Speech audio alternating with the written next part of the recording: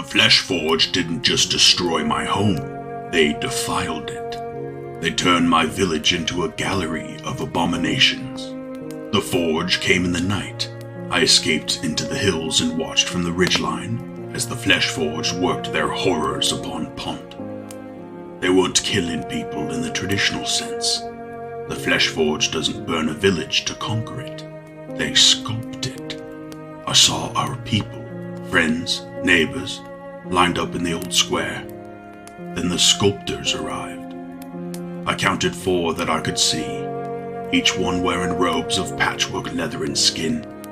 Their eyes were large and black, skin covered in Valinot scars. The Forge's soldiers gave them space and seemed subservient to them. Then they began to carve. I watched as a rowdy farmer kept shouting, pulling at his bonds. One of the sculptors reached him and carved some Valinots into his forehead. The farmer stopped yelling. His shoulders sagged. He looked calm, gentle. Another was more hasty. He carved fast into a peasant's back. He began shaking uncontrollably. Then his skin began to bubble and pop. He melted. His flesh began to slide off like wax, until nothing but bones rested on the ground. I saw 3 people get carved in another way. Each one sprouted yards of excess skin. They cut it clean from the source and hung it like curtains on the splintered remains of our chapel. One of them even stepped back and nodded, appreciating their work. Then came the worst of it. A group of maybe 20 were rounded up, shackled together with chains. Some screamed, some prayed. One of the sculptors came forward. He carved a Valinot arrangement into the chest of a young man. Then he slashed across the fresh wound. What came next, God save me. It was like the world itself folded inward. From that wound came a golden light laced with purple shadows, writhing like worms. Everything nearby was pulled in. The villagers, the sculptor, the rubble beneath. They screamed, twisted, fused. I saw limbs stretch, torsos bend like clay, heads sprout in the wrong places. Teeth grew in surfaces where there was no mouth. When the light died, it remained. An abomination.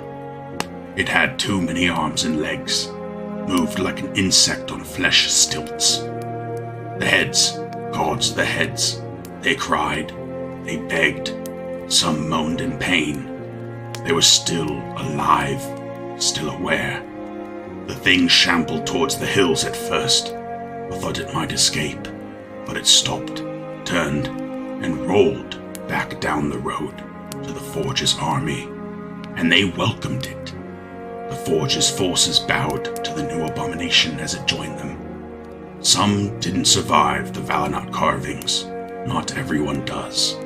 But the Forge doesn't discard them. They posed the dead across the ruins. They mounted them like statues around the edges of Pont. The sculptures were horrifically unique, each a twisted blend of limbs, faces, and flesh. And yet, the Flesh Forge gathered before them in silent reverence. They prayed to the statues. To us, they were warnings. To them, they were relics, sacred testaments to their god, Matamoros, the god of change. It was worship, and they were joyful in it. They loved this work. I could see it in every motion, like gardeners tending their favorite flowers.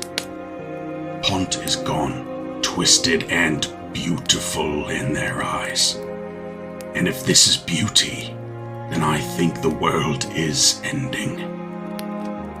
Thanks for watching. Subscribe for more lore from the world of salt and flesh.